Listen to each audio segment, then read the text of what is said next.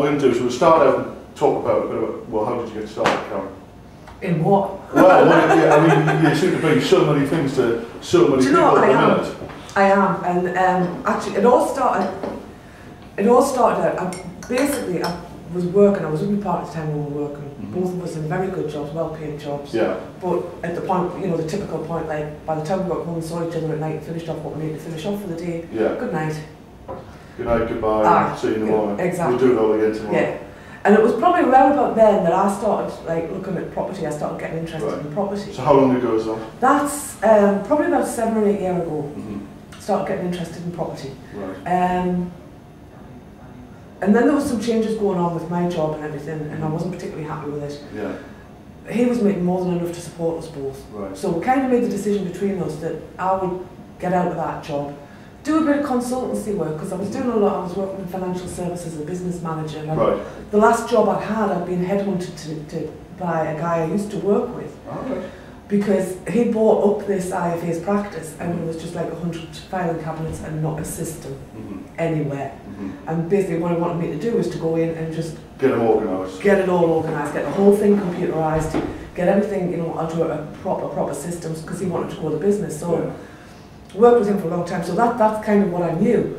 So the plan was that I would just do some consultancy work to other IFAs, helping them to do the same, but on a just on a, you know, go in, there you go, set it up, get on with it, and get out again basis. So I did a bit of that, and at the same time I was looking for properties for us to buy. Right. So in this region? Yeah, up here. The first one we bought was in Lobley Hill, an ex-council house in Lobley Hill. Yeah. Had belonged to an older couple, it was a wreck. So and was this with a view to doing it and selling it, or doing it and renting it? No, at that point we raised some money on the mortgage, so but it was like, that's not enough working capital to start building a portfolio, because the idea was that I would build a portfolio that we could then retire on. Right. Because working in That's financial the pension services, fund, really. Yeah, working in financial services, we both knew, even though we'd been in final salary schemes all our working lives, it wasn't going to keep us the way we wanted it to keep us. No, I think everybody's finding it because and I think because we were in financial services, we kind of saw that coming. Got a bit of heads up on the rest of the fields. Yeah. So the first one we bought with the view to doing it up and making a profit on it.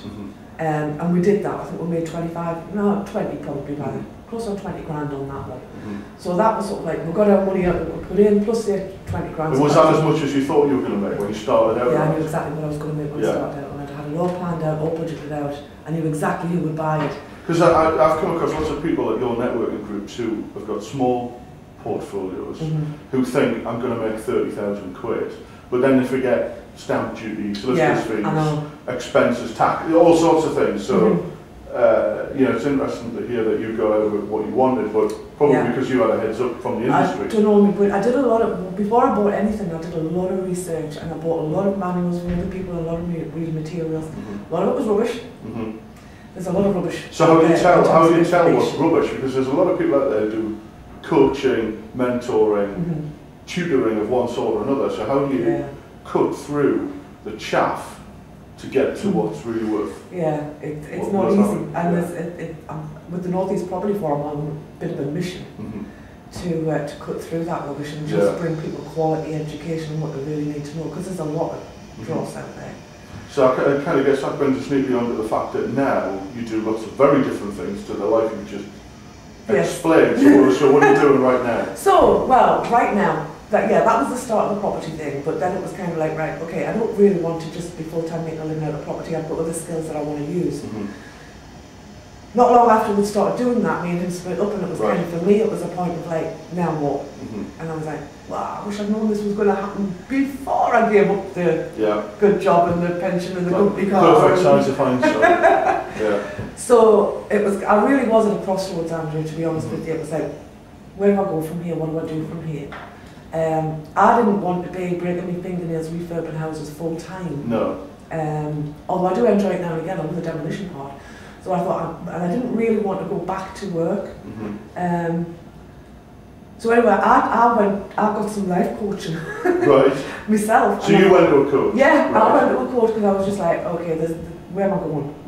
And you know, other stuff that needed sorting out at that point as well. And I thought, like, do you know, I really enjoy this. I really do. And right then it was kind of like, but I wouldn't want to do this kind of life coaching. What I'd like to do is I'd like to help people with the knowledge that I've got from a so business management So it goes down the background. same journey you've been going down for some time. Yeah, right. So I knew right at the start that I wanted to help people with their businesses. I wanted to coach people around their businesses because I knew what I learned very quickly when I was going through the coach, and then I decided to do the coach training. And very quickly the guy who owned the coach training company asked me if I would be a mentor coach for some of the trainees, because a lot of coaches go into coaching from what I call the caring professions, so from nursing, social work, counselling, that kind of thing. And frankly, I haven't the faintest idea about running a business. There's just the socks plus sandals equals beard brigade. Okay. So they're trying to do a good job. I know they are, and I say that with tongue in cheek. But if you go back to when you decided you needed a coach, how did you pick a coach? How did you identify the person that you thought was best for you?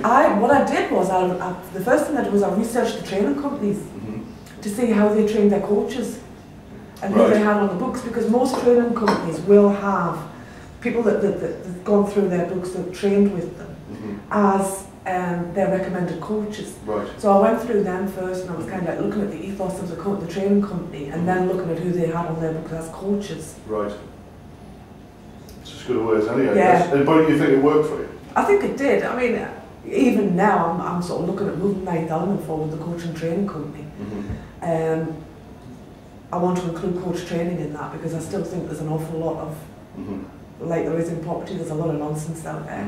Some coaching training companies make an absolute fortune out of people promising them that the clients are lining up waiting to be coached. Yeah. And like any other business, that's not the case. You've got to learn how to market yourself, and you've got to learn how to package yourself. So on the subject of packaging up what you do, obviously any viewers probably won't be aware, we're working together on a really exciting project at the minute. Do you want to run through how that came to mind and what it's all about? Yeah, because this is really where I've gotten to, and it's really, I think, over the last, I started the coaching probably about 5 years ago. And like everybody else, I went through the different stages of it, even though I had that business background.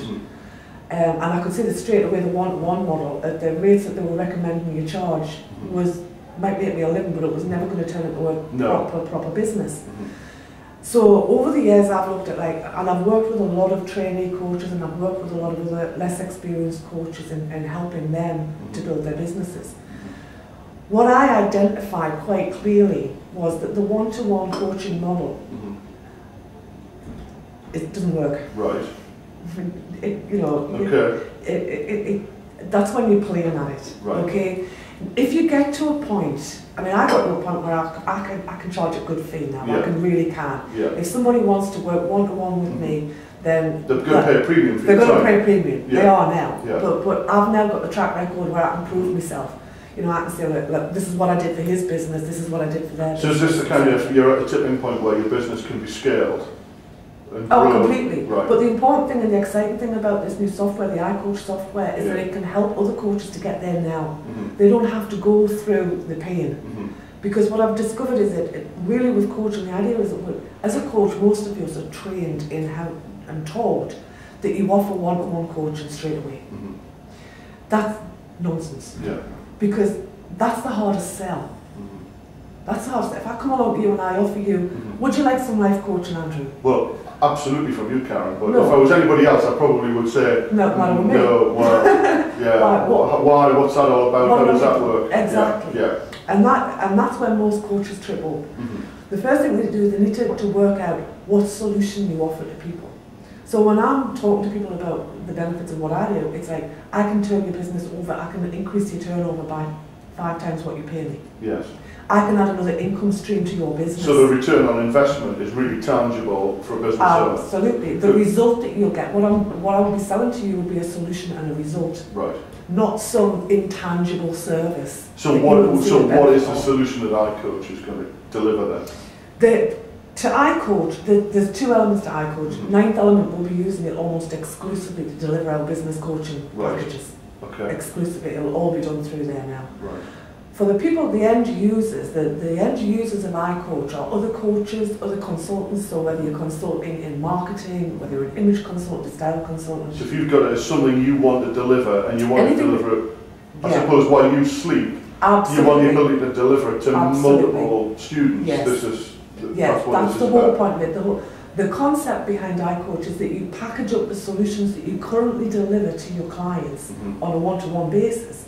You package them up into a program, a solution-focused program that they can purchase, and you can have various levels of access to you within that.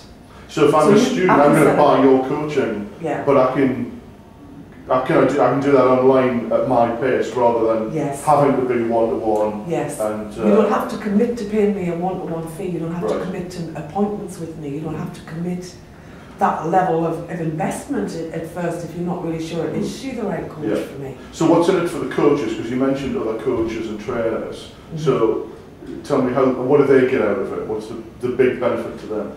Their income. They get a business out of it instead of a one-to-one self-employed job.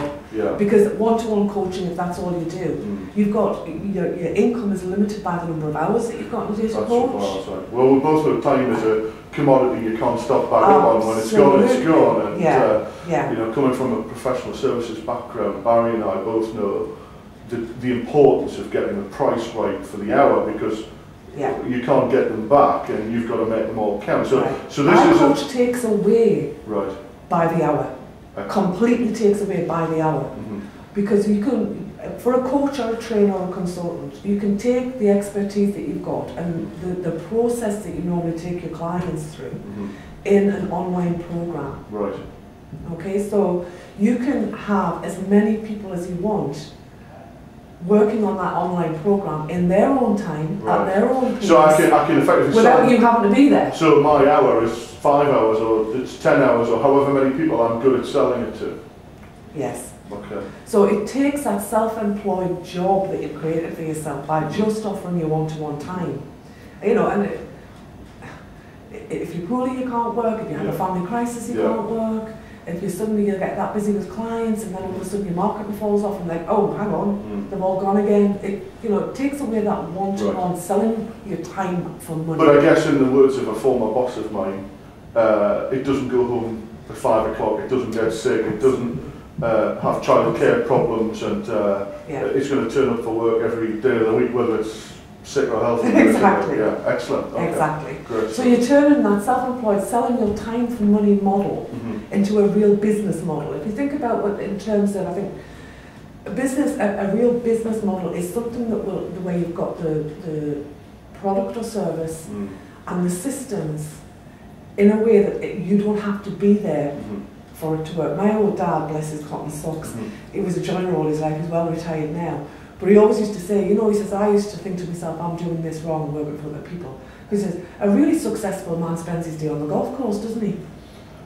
Well, I guess that's where I'd love to be that successful and end up on the golf course. And his business is running without him having to be there. No, that's a business. True. Yeah. That's a business, because if you think about a real business is where you don't have to be there constantly. You're not working for you. Exactly. Yeah. You set up the processes and the procedures, and you're offering what expertise, what service, what knowledge you have in a way that you don't have to be there to deliver it. Yeah. From your client's perspective, they don't have to wait for you to be there to deliver it, and they can work through it as they want to. Well, because we're in such a digitally connected, everywhere on type of world, I guess I could be sitting on the bus reading some training notes or a guidance document. Yeah. It doesn't really matter where I am. Absolutely. Right. Absolutely. Fantastic. Yeah. So what it does for the business owner, again, of course, is that normally you would think like coaches, consultants, trainers, maybe not so much with trainers, especially if you're working on the corporate market. Yes. But it takes it from a local business to a global business. Well, that's right, because I'm clients in Australia. Well, I was going to say, I'm guessing if you are a coach, even if you're a fantastic coach and you work one-on-one, you're limited by how far someone will pay you to go to receive an hour's training. Yes. Whereas what you're effectively saying here with iCoach and the future of your work is your market is instantly 65 million people in Britain at a stroke, but in reality, if you're prepared to put the effort into internationalise the language you use or your brand, you can do it in English. You can do it anywhere. Think about it, Andrew. The biggest markets in the world for coaching and training are America and Australia. They're English speaking anyway. Well, in a fashion. Well, yeah. I just said that for any American viewers. but you're right. Understand. But then if you had places like South Africa, New Zealand, Canada, Singapore, Hong Kong, exactly.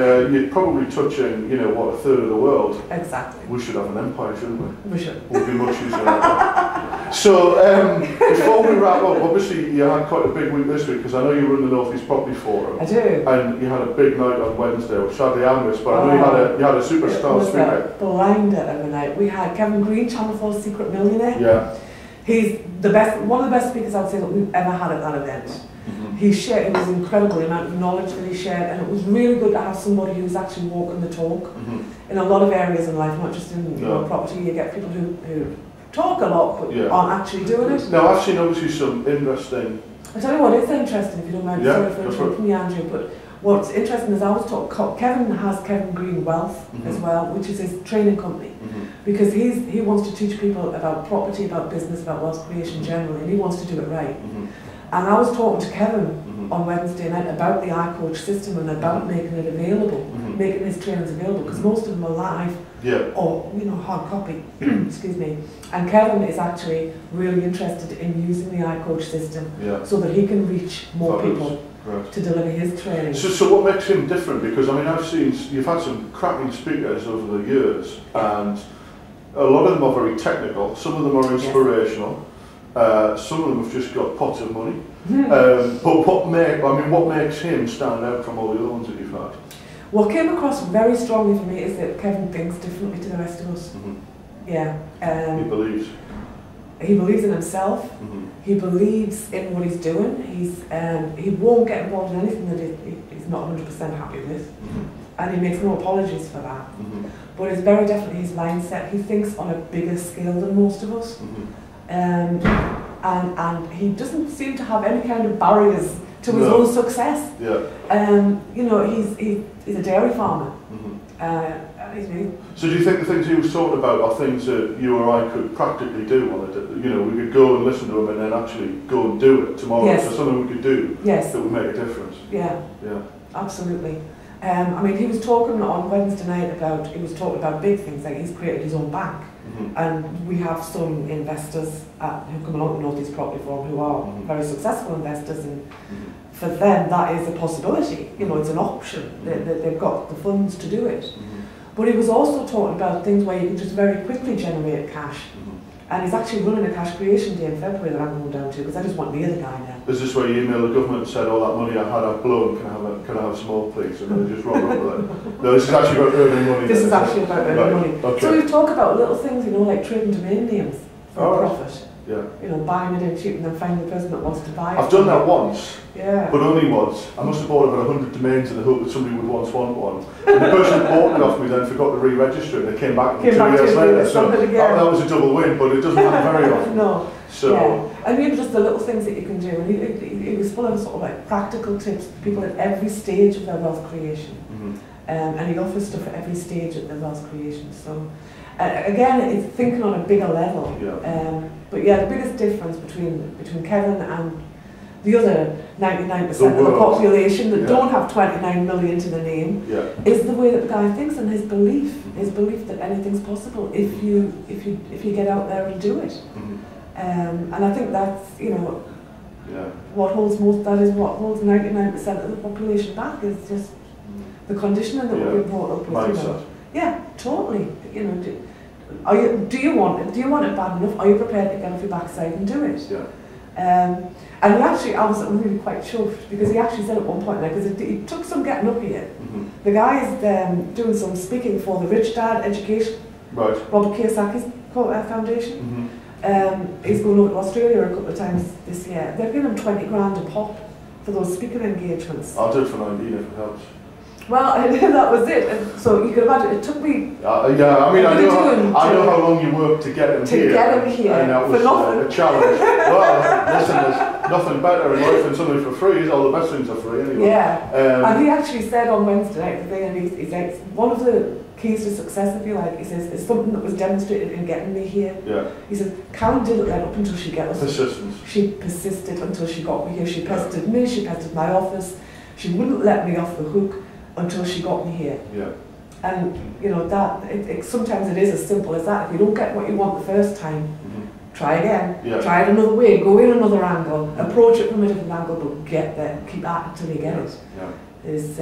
And that's very much Kevin's philosophy as well. Part of the rock and roll lifestyle. Absolutely. So before we wrap up then, this is, I suppose, your opportunity to go for the shameless plug of Karen Rutter International Enterprises and everything that goes with it. So give the viewers a snapshot of all the things you're doing and how they can get involved with the stuff that you're doing. All right, well, the things that I'm doing, North East Property Forum is there to educate property investors to make sure that they don't make the mistakes that most of us have. It's about networking, it's about education, and it's about moving forward in your property business. Ninth Element is my coaching and training company. I work specifically with service professionals who really want to create businesses for themselves rather than a self-employed job. So what I focus on is for people new to business, we have a startup success program, specifically for coaches, is your first 10 clients, how to get those first 10 clients under your belt. And then we'll take you up onto productizing and packaging up your business so that you're creating a real business for yourself with an exit strategy so your business will work without you. That's what Ninth Element focuses on. iCoach is what I'm really excited about now, because iCoach is it's facilitating the growth of Ninth Element, but I know it will also facilitate the growth of other coaches, consultants and trainers. Exactly. So it's a perfect synergy with what I do in teaching business models, and it's an affordable solution for other coaches, consultants and trainers. I'm in the fortunate position now, we've been able to work together, we're able to fund it. Most coaches just would never have the resources. Or the courage. Well, maybe, but you know. Mindset again, eh? There you go. Yeah, to work out how to do this and you know, the resources to actually get it created for themselves. So what we're offering them is an easily affordable way that they can do it as well. So if somebody wants to come along to the Property Forum, where is it, when is it? The Property Forum, we run the monthly events. The North East Property Forum is soon to become a fully fledged membership organisation. But the northeastpropertyforum.com is where you can find out all about that. Okay. The coaching and training, the main site for Ninth Element is literally ninthelement.com, but it's spelled a little bit funny. It's a number 9, I-N-T-H element. 9. Ninthelement.com. That's because, you know, on an iceberg, Andrew, there's only the top 9th of it actually shows above the water. No, I thought it was an 8th, but the Titanic captains are probably the best man to tell us about this. The real power is what's just underneath the surface, and that's what I would say. It's what's below the desk, below the stomach line. Yeah, that's where it's all really going on, and that's what will help you to get uncover and release that potential. Excellent. Great. And iCoach, iCoach.com. Excellent. That's coach with a K. Great. Well, for everybody who's watched, thank you for watching. Karen Rutter, superstar. We're going to put all the details up on the slide that comes up next. So if you want to get in touch with Karen, phone number, contact, email, drop her a line, get in touch, or give us a shout, and we'll hook you up. Thanks for watching.